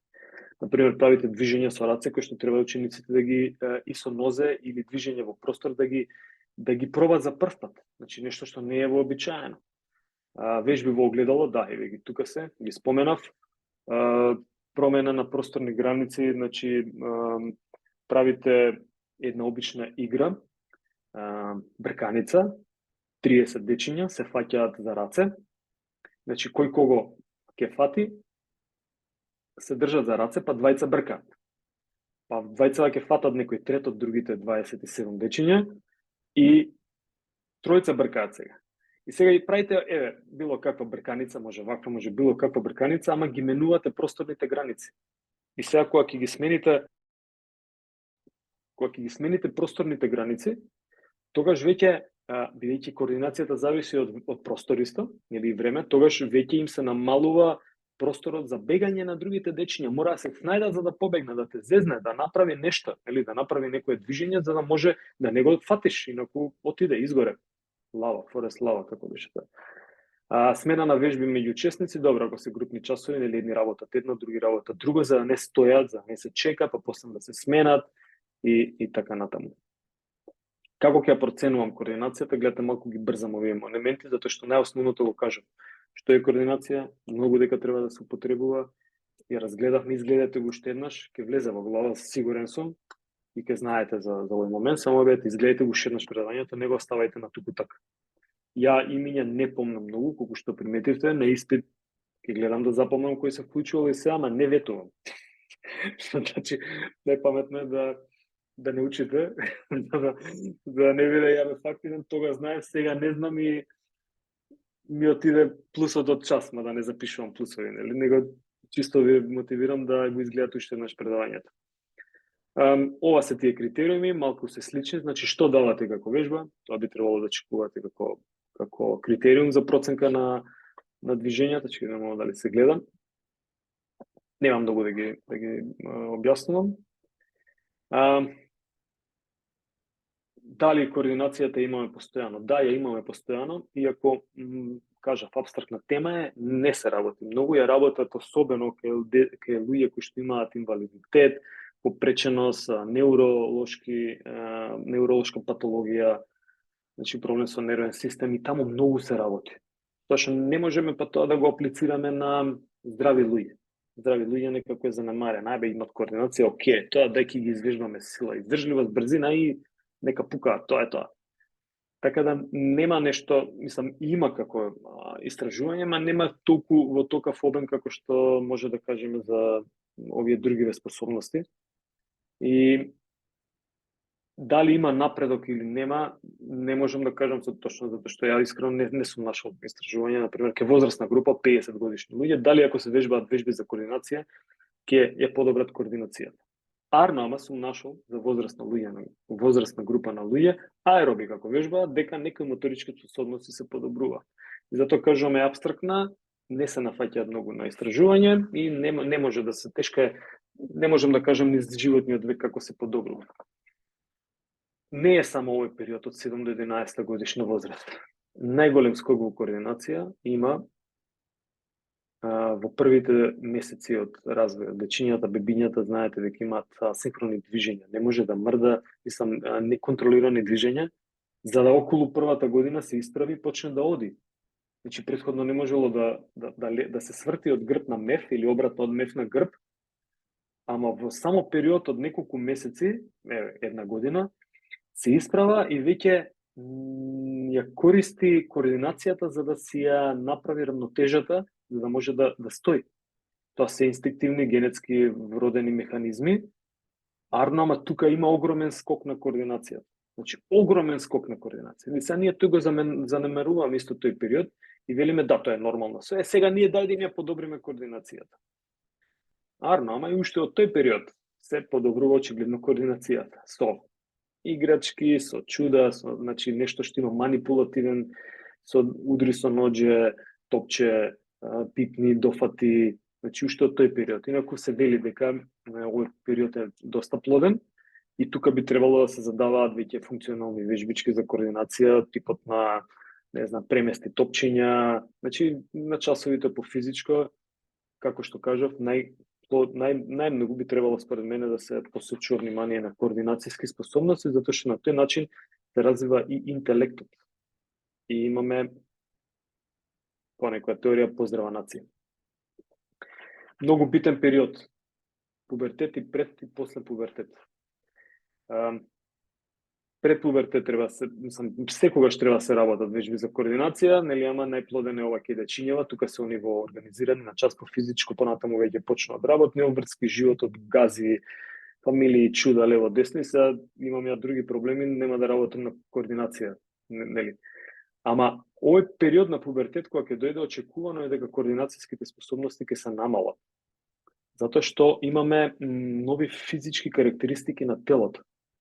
Тоа значи, че само да видам дали ми тука едно примерче. Да, ќе се надоврзам и на ова. Во сивово е ставено на примерче, вели тегна рака и да се подпишеш. Вие пробајте да се подпишете, нели, вашиот подпис како што е, и ставете 50 килограми тек на дланката. Од 50 килограми, 50 грама, 100 грама тек ставете. И пробајте да се подпишете на табла особено. Или подпис на лист и подпис на табла. Во други услови, едното, други услови другото. Значи, кога ќе ставите некоја тежина на зглобот и ќе пробате се подпишете, тогаш ако приметувате, ева како ќе застанам, лостот на подлактицата е оптоварен екстра. Значи, треба друга мускулна координација како програма да се зададе од централниот нервен систем за да може да го направи истото движење. Сега, кога расте телото во пубертет, истото се случува. Растат коските, расте масата.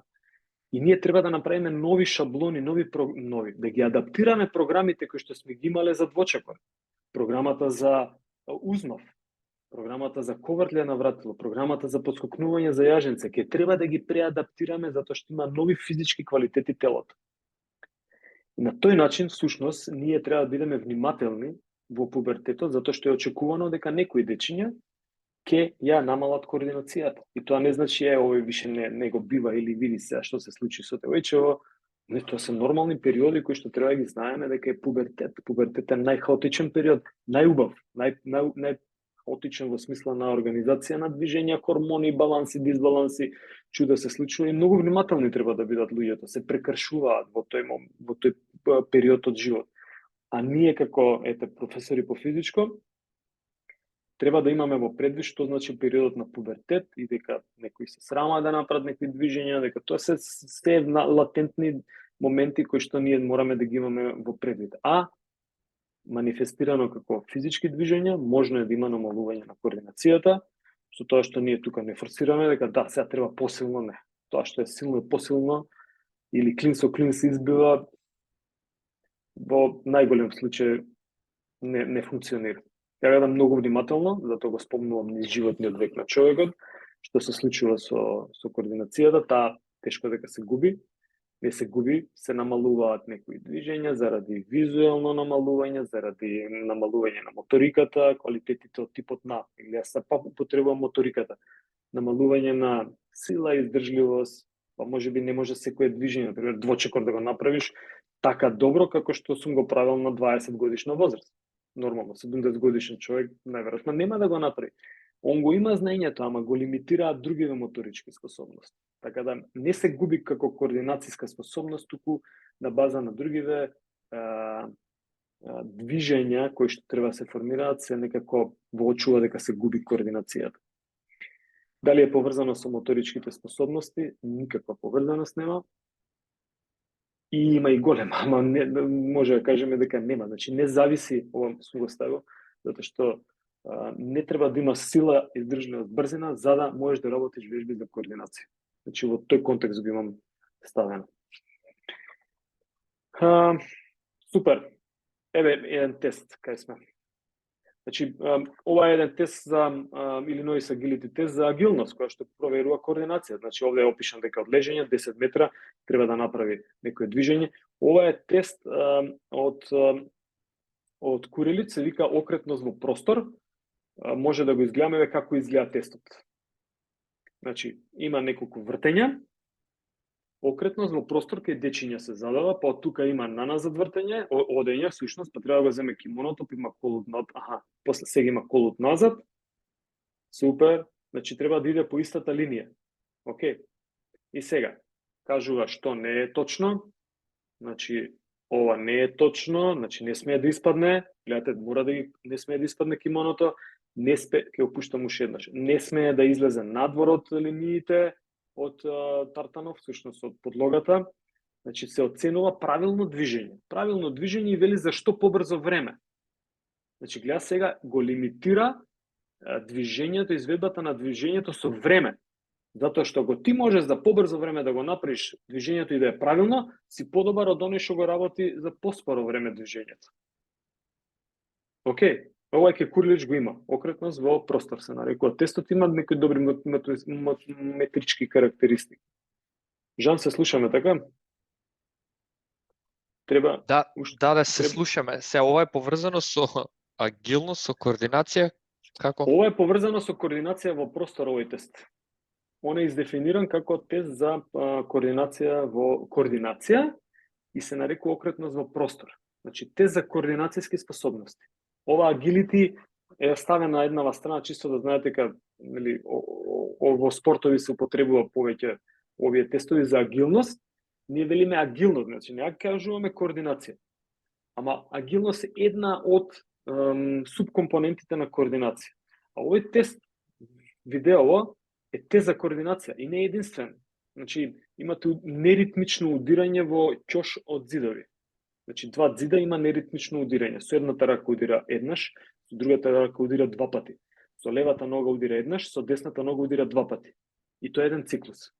И се треба да направи што побрзо, за 20 секунди, што поголем број на циклуси. Значи, лева десна 2 пати, лева нога, десна нога 2 пати. Лева рака е, значи, гледаш, ги координира движењата, правилен број на циклуси, за што побрзо време. Е уште еден тест за координација. И ги има многу, проверете ги во линковите кои што ги давав, има многу тестови. Например, само да видам зашто е вака, вака. Аха, овде го имам, не сум можел да го ставам. Добро. Например, ова е еден тест за... Че има да го има уште? Супер, го има. The complete Minnesota Manual Dexterity, значи тест за манипулација, нели? Манипулација со раце, манус, манипулација со дланки, за тест кој што се задава, например, има овде објаснување како има тестот и посебно за луѓе кои што имаат церебрални проблеми, ама може да се искористи кај здрави луѓе. Значи идејава е супер, значи вика ја мериме, сега јас овде не би користел термин мериме, користел термин проценуваме, координација на око, рака и движење. Уште еднаш ќе опуштам. The subject will stand at the table, and you will need a stopwatch or clock that reads time in seconds. If possible, the therapist should have the MNDT set up in the starting. Значи терапишан се зборува нели дека обично се задава, кажав, кај посттравма и така Position prior to the arrival of the client. Inform the client that you'll be measuring their eye, hand, and finger coordination. Значи рака, око и прсти, координација. Тоа ми беше целта, што сакав да ја кажам. Значи точно е објаснет тестот што треба да процени. Ја не би користел термин measure никогаш. Затоа што ние мериме време, а они го користат, во англосаксонска го користат и за мене е тоа апсолутна грешка. Имам основ зашто, затоа што ги објаснивме латентните и латентните димензии, моторичките способности дека се латентна димензија. Така се гледа добро видео во што се случува, како се поставени топчиња, како ги вади, чекај вака ќе извади. Да. Може и вака да дојде. И сега идејава е дека ќе треба овие цилиндри мали по одреден редослед да ги вметнува во празниве простори од шаблонов. Кај што изгледа, чекај да видиме, да не држиме многу, сега мислам дека ќе даде пример. Еве, дава примерче што треба да направи. Значи го објаснува тука се гледате, ова оди споро. Ама ако дадеме значи треба да биде точно. Ако зададеме на здрави луѓе, тогаш би требало да биде се така беше или не, дали почнува од згоре или почнува од дола, или е оставено, се веќе не ги знам спецификите на тестот. Ама треба гледаш, опа, не го направи добро движење, губи време. Значи губи време за овој момент. Не е само ова, значи сега што треба да направи? Сега треба да ги заврти од друга страна. Значи како ќе ги врти? Ќе ги врти со една рака, ќе ги врти со две раце, за да го забрза. Тоа е се мускулна координација и решавање на проблеми. Ова е само мануелен тест. Намерно го оди, гледаш, си помага со едната со другата рака. И би требало да оди многу побрзо, иако споро го работи, за да ни покаже како се изведува тестот, дали во методски. Ама, например, овој тест е различен од оној окретност во воздух. Таму ја проценуваме координацијата на цело тело. И плюс имаме момент каде што имаш движење кое што најверојатно никогаш не го знаеш. Значи, колут наназад, држејќи го кимоното меѓу нозе. И сега тука треба да се потсетат испитаниците, дечињата или кои го правим, на битните моменти дека внимавај на кимоното, колут наназад. И се колут наназад, ако знаеш, ако првпат го правиш, има логика дека ќе излезеш и надвор од татамите, од душеците. Ама ако имаш добра координација, најверојатно нема да излезеш. Тука е разликата и затоа се проценува квалитетот, успешноста и брзината на изведба. Додека објаснувам, чекај да видим, имаш уште некој тест.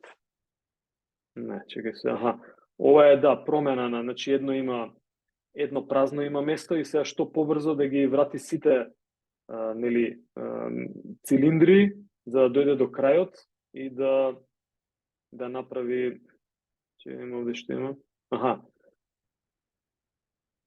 сега обратно нешто прави, значи чека да видиме дали е тоа. Значи се користи, овој тест го имам најдено дека многу го користат за проценка на успешност во дали пациентите имаат прогрес или немаат прогрес. Значи ова изгледа дека се дупли видеа. Сега оди со две раце, например. Значи проценка на каква е меѓумускулна координација око, дланка, прсти, ама и двете раце. Значи дали и плюс може физиотерапевтот овде да процени дали е квалитетно тоа, дали како го работи, па дали има застој на едната рака, на другата рака. Тоа се се моменти кои што се однесуваат на координацијски способности.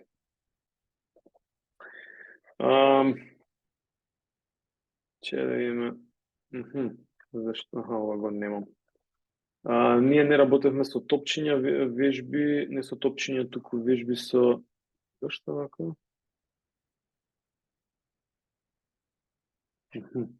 Мислам дека тука негде, не. Него нема видеото, пример на вежбички за координацијски способности со палки, ама ветувам дека ќе го најдам линкот и ќе го ставам во коментар. Така да, јас со ова би завршил. Ова е некој планче, нека стои вака кој го интересира во сала што може да се работи за координација. Имате ли некој прашање? Коментар? Фала ви што се вклучувавте, многу ми значи.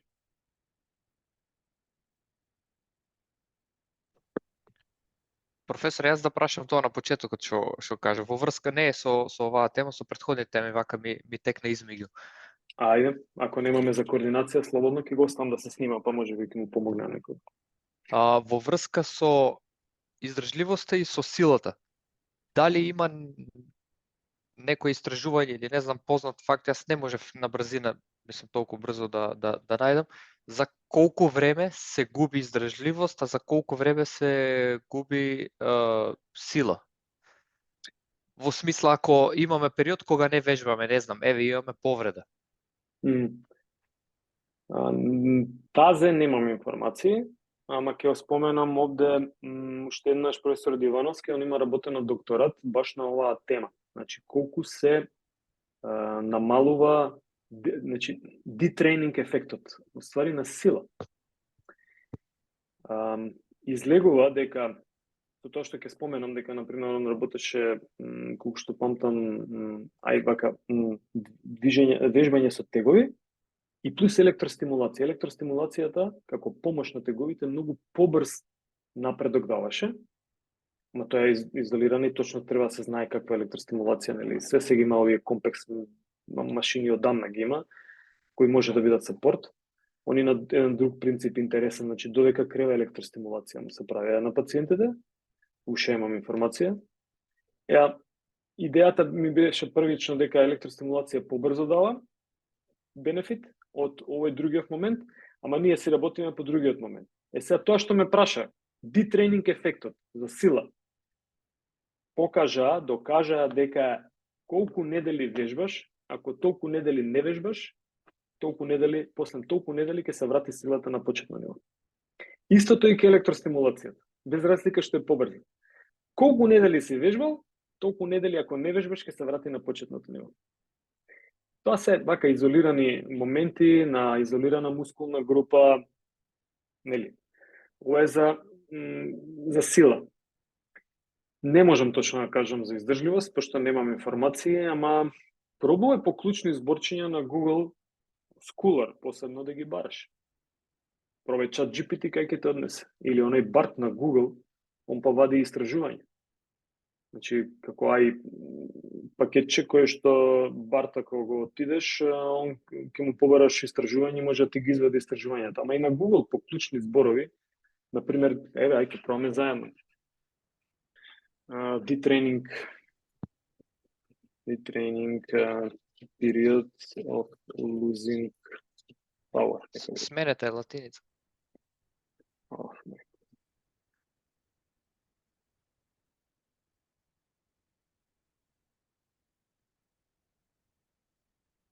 Или ај се гледаш по како да го барам. Може да не треба вака да го барам.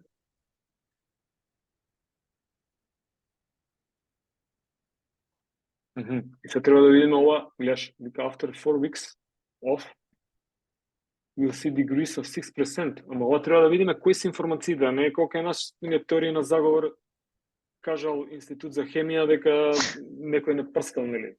Мислам, дај точно да најдеме информации. Деталите се важни, да. Па да, од каде па?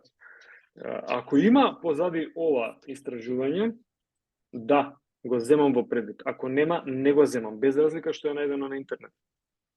Значи, овде не гледам позади ова истражување. Може би има на крај негде. И ако има на крај, сега ќе провериме, ако има на крај, барам цитат. Ова веќе го прешкртнувам. Ево, short-term training does not impair strength. Detraining. Short-term detraining. Ова е веќе, и ова не е истражување, затоа што ги знам се тоа. Истражување. Да. Супер. Значи, еве ти се, на база на овие може да се групираат и да се дадат информации, да ги имаш, па да очекуваш дека овие правеле vertical jump, ама можда еве и спринт правеле нешто. Што вежбале? Че видам. Значи, сепак е strength, Сокер. speed and jump.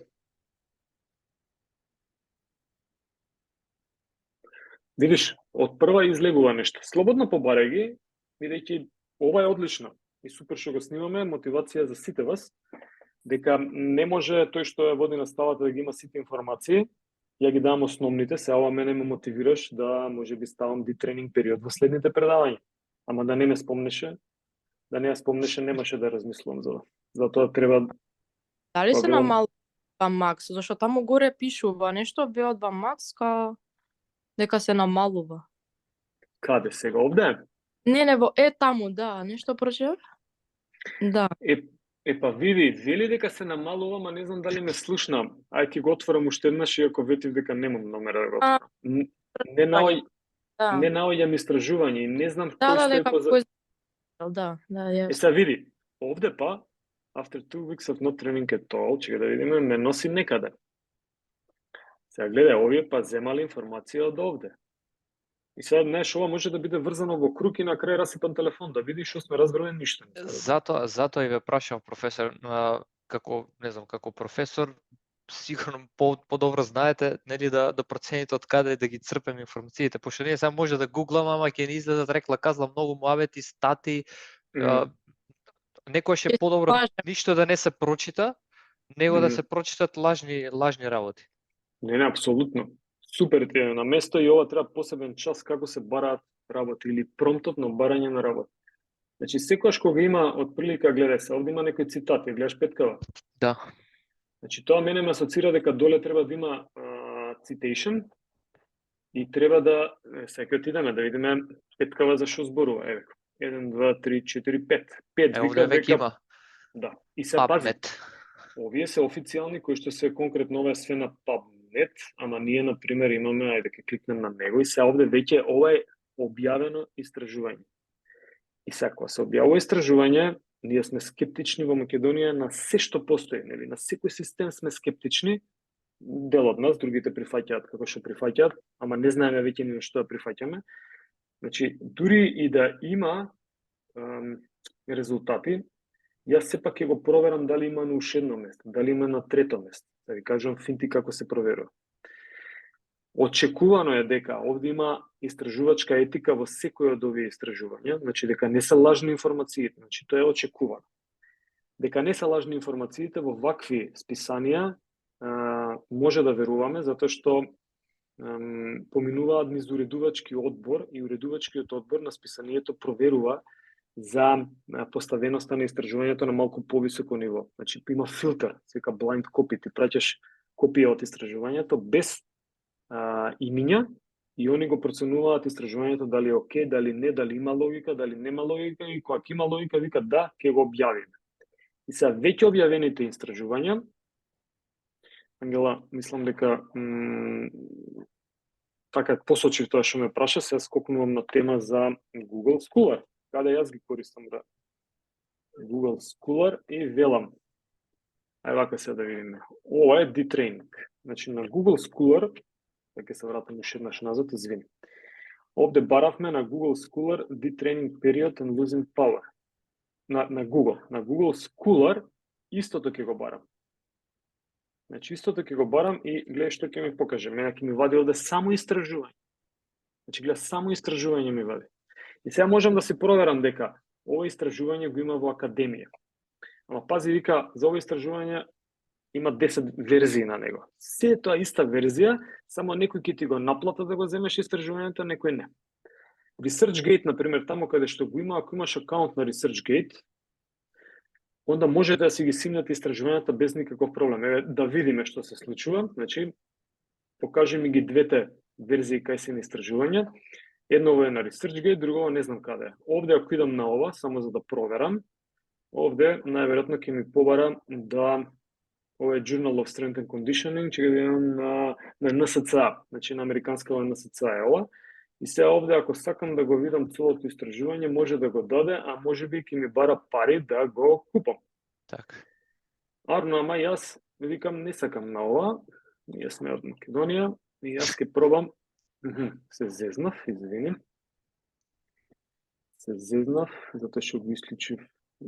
А не, еве сум, извини, еве сум. Јас викам, чекај, сега имам овде ResearchGate акаунт и ќе одам на ResearchGate и од тука веќе, видиш, и не мора да имам акаунт, изгледа. Ми го дава целото истражување, кои методи се користени. И кога барате информации преку истражувања, сте во предност. Кога барате информации преку книги, не сте во предност.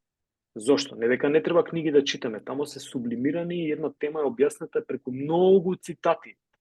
Ама конкретно ако сакаш нешто, ова се најсвежите информации што постојат. Особено ако ги бараме, например, сега ова е 1996 година. 1996 година мене не ми врши работа, викам старо е.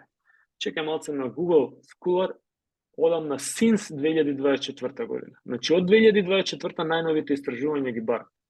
И овде вика дека, не знам, има deep training error. Effect of deep training of gross motor skills. Супер.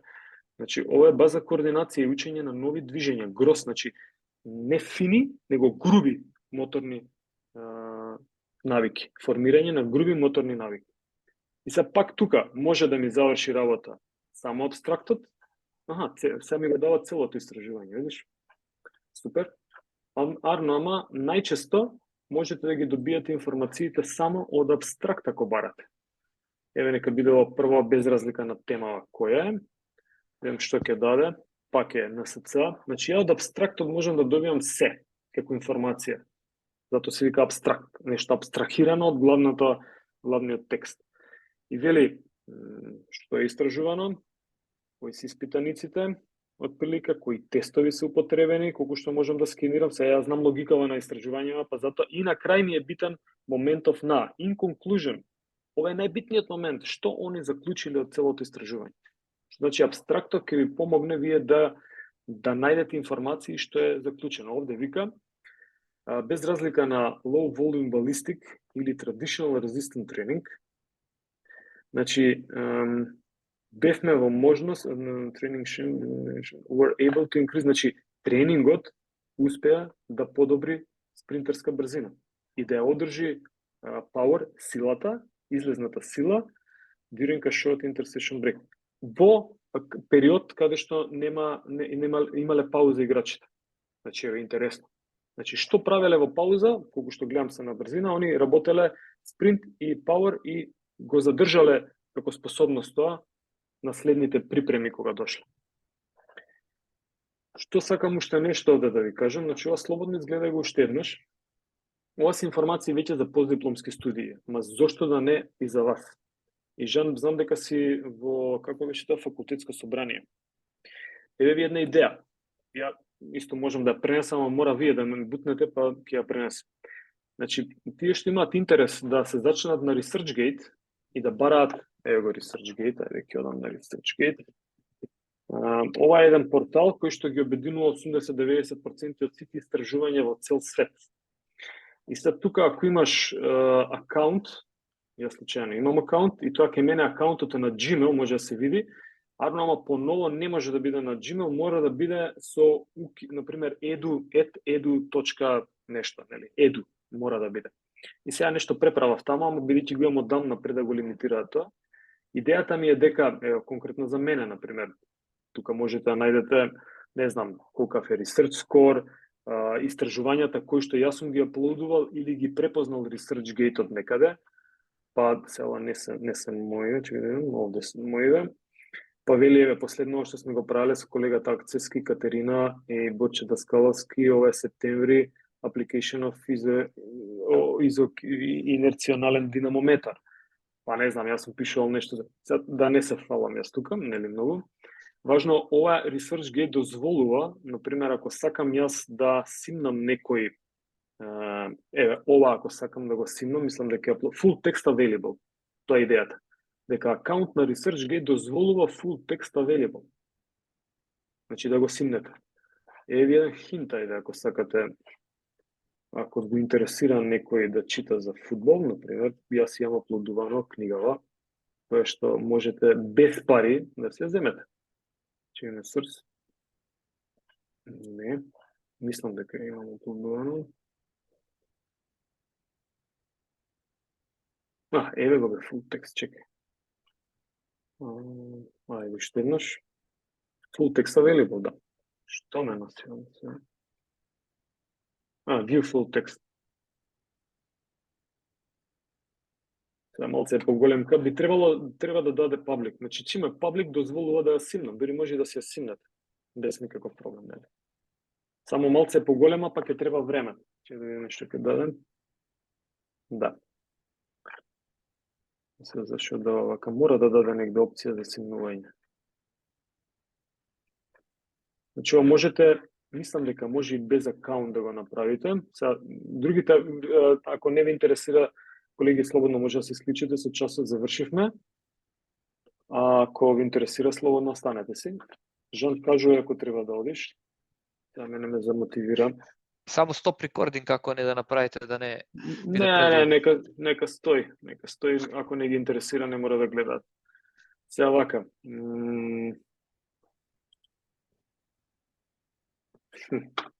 Сакам да видам дали може без акаунт да влезеш на ResearchGate. Да го видиш профилот. Зато идам преку инкогнито. Да, можеш да го видиш. Чекај да има публикација, publication, вака ги дава. Значи, веќе можеш и да ме листаш тука. Ова се зборува за сите автори, ама не мора по автори да бараш, ти бараш по клучни зборови, по теми кои што те интересираат. Значи, ова е се што сме со Ристе направи дипломска работа на ниво на магистерска работа. Ристе Јанков е во Романија, брани голман, значи направи одличен 6-неделен фитнес тренинг за фудбалери кој што подобруваше спид и експлозивна сила, ама со симбиотски тренинг, значи ги спојуваш и едната вежба и другата вежба. Само да видам дали ми дава, дали може да се симне, да не ме прашуваат. И после ова ќе ти објаснам како да се проверуваат кои трудови се подобри, кои се полоши, не ми дава. Не знам зашто не дава. Треба да се провери, најверојатно има, ако некој го интересира, нека ме цимне, линк ќе му пратам до книга и без никаков проблем. Сега, види, ќе имате информација, ќе иде во етер, значи нема ништо тука страшно. Например, мојот research score е овој. 2,8 со риц и ште... не, ова е само на книгата. Да, 231 човек ја виделе книгата. Ова зборам сега околу квалитетна барање на истражувачи и истражувања. Вели мојот research score е high index, нека биде обично, тој се гледа тројка. Research interest 92. Имате, мислам дека е нас на факултет, и широко води професорот Роберт Христовски, гледате research score, high index и research interest score. Затоа што темите кои што ги одработува исписанијата во каде што се работат се фантастични.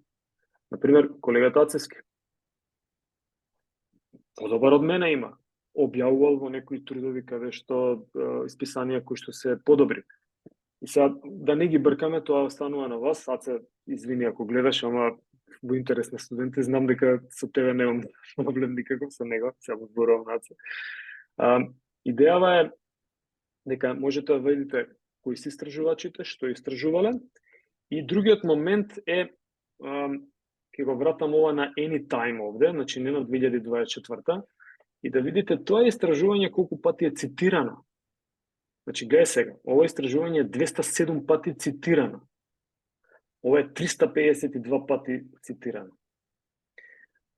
А ако одам, например, цел списание и да видиме publication. Пази, 664 пати.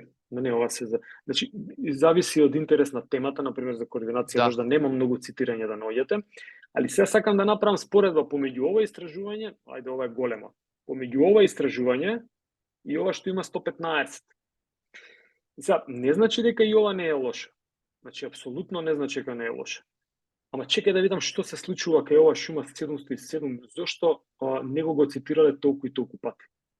Значи, тој момент каде што барам, само да видам, кој се го цитира. Значи, пази, Google го дава одлично, како база, кој се цитира.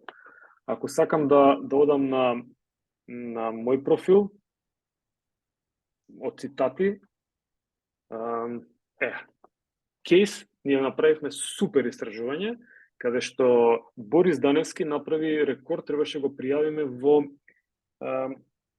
Гинисова книга на рекорди, направи full squats во рок од 45 минути, некои 2400-2500 full squats направи, работеше, чекиравме, имаше доктор, колку број на повторувања, анаеробен праг, претходно лактати, вадени, се, и е супер концепирано истражувањето, не е интересно, не е во интересно списание објавено и само 4 пати е цитирано. Така, че видиме според сајтот Б, не може да го даде. И сега тука се некои, мислам дека е ова точно што го кажувам по број на цитирање, иако знам дека некаде има и многу поише цитирање, ама че да видиме вака. Сајтот Б3. Добро, чим го дава Google, тоа е тоа, он го има најдено дека е цитирано само во тие делови. Да се вратам назад рекап, секогаш барете истражување. Значи, не на кај ми беше, не на статии кои што се некоја статија било која ќе одбереме. Да, може да има добри информации, ама ја кога ги давам, ја кога ги давам информациите, јас пробувам доле да ставам цитат, од каде е извадена информацијата, за да бидам објективен во пренесување на информациите. Не може за се да ставам цитат, ама објективен да бидам. Но кога се креираат истражувања, тогаш ќе видиме дали ќе го даде целото истражување. Ова е репозиториум науки, значи може и од тука да се проверува. Ако сакам да го симнам целото истражување, само да ви покажам како изгледа истражување, дека да, дури во интродакшенот се даваат секогаш кога се кажува нешто, се кажува од каде информацијата. Затоа се велат научно-истражувачки артикли. Значи, јас кажувам дека, иако е хибридна и така натаму, информацијата е од Курилич, не сум измислил ја.